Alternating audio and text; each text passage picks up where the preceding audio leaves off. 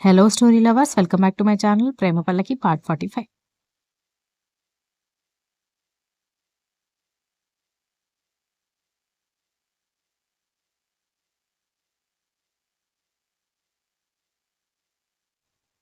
అందరూ తన మీద గయ్యమని అరిచేసరికి అరే ఎందుకమ్మా అలా అరుస్తారు? నా యాక్సిడెంట్ వల్లే కదా వాళ్ళు కలిసింది. అదే పూర్తిగా చచ్చాననుకో, వాళ్ళు కూడా ఇంకా విడదీయలేనంత గమ్ములాగా అతుక్కుంటారని చెప్తున్నాను అంది సత్య. నువ్వలా అనుకుంటే నీకంటే పిచ్చి వాళ్ళెవరూ ఉండరు. మీ అన్నయ్య మా అన్నయ్యని కొట్టినంత పని చేశాడు నిన్ను కారెక్కించుకుని ఈ పరిస్థితికొచ్చినందుకు. కానీ జరిగింది చెప్పడంతో కూలయిపోయి బాధలో ఉన్న బావ మా అన్నయ్య ఓదార్చేసరికి హక్ చేసుకుని ఏడ్చాడంతే. ఒకవేళ నీకేమైనా అయ్యుంటే నువ్వే మా మీద కోపంతో ఇలా చేశావని జీవితంలో వాళ్ళిద్దరు కలిసేవాళ్ళు కాదు అంది దితి.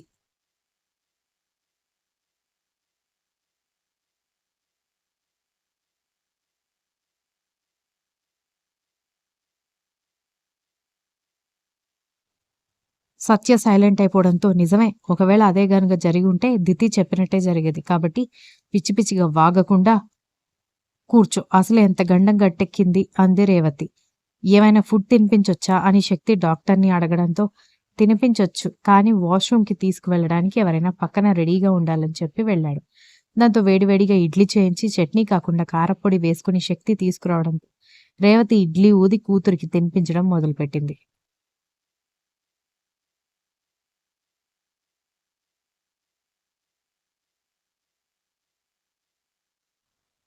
దాదాపు ముందు రోజు సాయంత్రం నుంచి అప్పటి వరకు 15 గంటలు ఎలాంటి ఫుడ్ పడకపోవడంతో ఆవురావురమంటూ అది కావాలి, దీంట్లో ఉప్పు లేదు, అందులో కారం లేదని వంకలు పెట్టే కూతురు తినడం చూసి కళ్ళొత్తుకుంది రేవతి.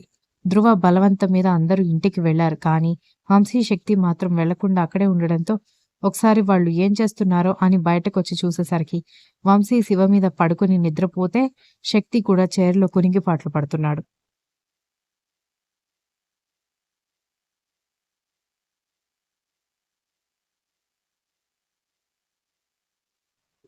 శక్తిని చూడగానే దితి మనసు మంచులాగా కరిగిపోయి వెళ్లి అతని పక్కన కూర్చుని తన భుజం మీద శక్తిని అడ్జస్ట్ చేసుకుంది. వెంటనే ఆమె భుజాన్ని చుట్టుకుని అతను పడుకోవడంతో ముందు షాక్ అయిపోయినా ఆ వెంటనే బాగా నిద్రలో ఉన్నాడని అర్థమై అలాగే కూర్చుంది దితి. చాలాసేపటికి శక్తి నిద్రలో నుంచి మేల్కోవడంతో తనెక్కడున్నాడో చూసి ఆశ్చర్యపోయి, హేయ్ నువ్వేంటి నా పక్కనొచ్చి కూర్చున్నావు అన్నాడు.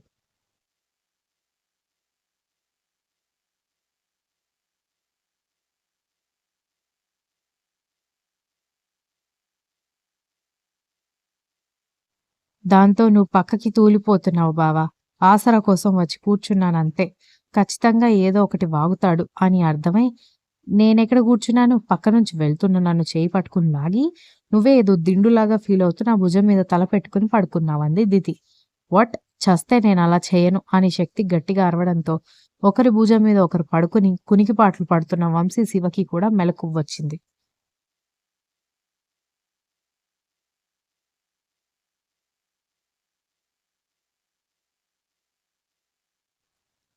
ఏం చేయనని అంటున్నాడమ్మా అని వంశీ చెల్లెల్ని అడగడంతో దితి జరిగింది చెప్పడంతో ఏ నీకు ఆ గ్రంథులు లేవా అని వంశీ వెటకారంగా అడిగేసరికి శక్తి కోపంగా చూడ్డంతో దితి నోటికి చెయ్యి అడ్డు పెట్టుకుంది. రేయ్ అసలే నా చెల్లెలకి నీ వల్ల ప్రమాదం అయిందన్న మంటలో ఉన్నాను, నన్నింకా రెచ్చగొట్టకు. రేయ్ మీ అన్నకి గజనీలాగా మతిమరుపు ఏమైనా ఉందా ఏంట్రా? పక్కనున్న శివని ఉద్దేశించి చిరాకుగా అడిగాడు వంశీ. లేదు బావా, ఒకవేళ ఆ రేంజ్ మతిమరుపుంటే అంత పెద్ద బిజినెస్ మా అన్నయ్య చేతిలో పెట్టడు కదా మా డాడీ అన్నాడు శివ.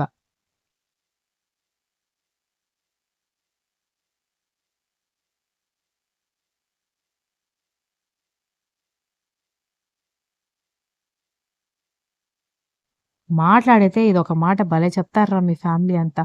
మీకు తెలియకుండా ఆ మతిమరుపు మేనేజ్ చేస్తున్నాడేమో కానీ నాకు మాత్రం కన్ఫర్మ్ అయింది. మీ అన్నయ్యకి బ్రహ్మ చెవుళ్లాగా బ్రహ్మ మతిమరుపు ఉంది. చాలా ఎక్కువ మాట్లాడుతున్నావు వంశీ అన్నాడు శక్తి. నీకంటే కాదలే, పుణ్యానికి పోతే పాపం ఎదురైందని ఏదో నీ చెల్లెలు వర్షంలో ఒంటరిగా ఉన్న ఆడపిల్లని పిలిచి మరీ నేను హెల్ప్ చేస్తే బాగా కొవ్వెక్కింది నీకు.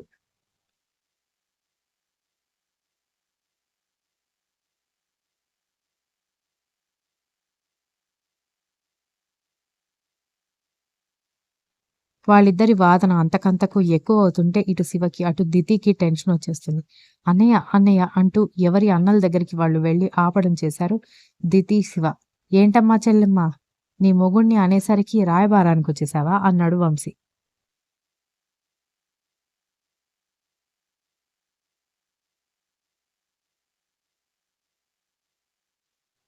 వంశీ వెటకారానికి దితి తల కొట్టుకుంటూ "ఏమైందన్నయ్య నీకు?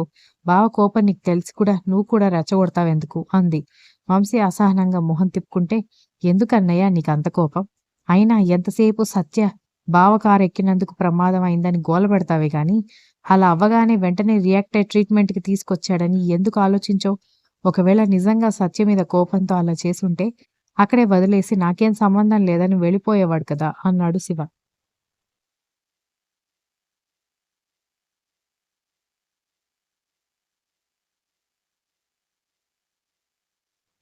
"నీకున్నపాటి బ్రెయిను మీ అన్నయ్యకుంటే బావుండేదిరా" అని వంశీ అనబోతుంటేనే దితి వాళ్ళ అన్నయ్య నోటికి చేతులు అడ్డం పెట్టడంతో కోపంగా మొహం తిప్పుకున్నాడు వంశీ. పైగా "చింటూ బావ నువ్విప్పుడే దగ్గరయ్యారు. వాళ్ళ తమ్ముడిని ఏమైనా అంటే చింటూ బావ ఫీలవుతాడు కదా" అన్నాడు శివ. శక్తి కూడా చింటూ ఫేస్ గుర్తు రావడంతో సైలెంట్ అయిపోవడంతో హమ్మయ్య! తుఫానొచ్చి వెలిసిపోయినట్టే ఉంది అనుకుంది దితి.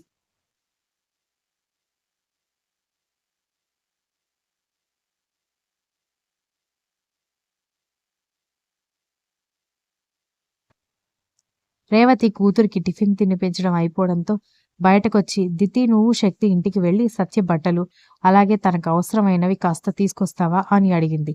"తీసుకొస్తావా అని అంత మెల్లగా అంటారేంటత్తయ్య?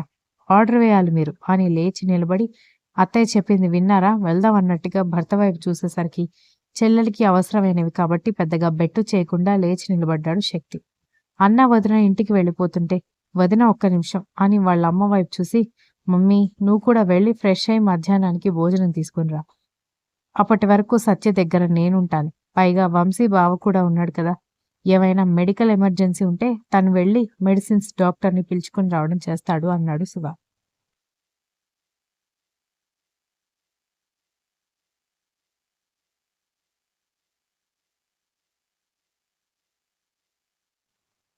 "నీకు వాడి మీద బాగానే నమ్మకం ఉందిరా" అని శక్తి వెటకారంగా అన్నాడు. "హలో మిస్టర్, మీరొచ్చే వరకు మెడికల్ అవసరాలన్నీ చూసుకున్నది నేనే అన్న విషయం మర్చిపోతున్నావు" అని రేవతి వైపు చూసి "శివ అన్న విషయం నిజమే అత్తయ్య. నేను, శివ చూసుకుంటాం. మీరు కూడా వెళ్ళి ఫ్రెష్ అయ్యి రండి. మీరొచ్చాక నేను, శివ వెళ్తాం" అన్నాడు. దాంతో ఇక రేవతి కొడుకు కోడలతో బయటికి రావడంతో శివని బయట కూర్చోమని చెప్పి వంశీ లోపలికెళ్ళాడు.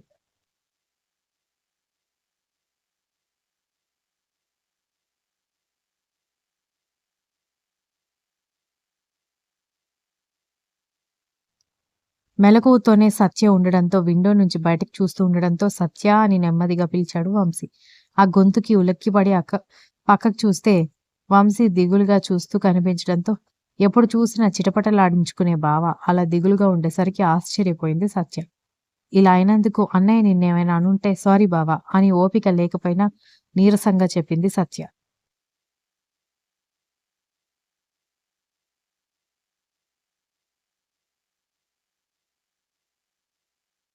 "మీ అన్నయ్య తిట్టినందుకు నాకు కోపంగానే ఉన్నా పరోక్షంగా కారణం నేనే అయ్యాను కదా సత్య. మీ అన్నయ్య ఇష్టం వచ్చినట్టు మాట్లాడతాడని మీ మీద కోపంగా ఉన్న మాట నిజమే కానీ మిమ్మల్ని ఎప్పుడు గాయపరచాలని నేను అనుకోలేదు. నాకెందుకులే అని నిన్నొదిలేసుంటే నువ్వు సిటీ బస్‌లో సేఫ్‌గా వెళ్ళేదానివి. లేదంటే మీ అన్నయ్య వాళ్ళు వచ్చి సేఫ్‌గా తీసుకెళ్ళేవాళ్ళు. నేనే ప్రమాదంలో పడేశాను" అన్నాడు. "బావా నిన్న సాయంత్రం 6కి నాకు ప్రమాదం అవ్వాలని రాసిపెట్టుంది. అప్పుడు సిటీ బస్‌లో వెళ్ళినా కూడా ఖచ్చితంగా అయ్యేది. కాకపోతే నాతో పాటు ఇంకా ఎంతమంది బాధపడేవారో తెలీదు. అదేదో మూవీలో చెప్పినట్టు ఎక్కడో జరిగే ఒక ఇన్సిడెంట్‌కి మరొక ఎక్కడో జరిగే ఇంకొక ఇన్సిడెంట్ లింక్ అయి ఉంటుందని హీరో చెప్తాడు. అలాగే నా తలరాతలో ఉన్న దానికి నా చుట్టూ ఉన్న వాళ్ళు కూడా ఎఫెక్ట్ అవుతారు. అలా జరగనందుకు నేను హ్యాపీ" అంది.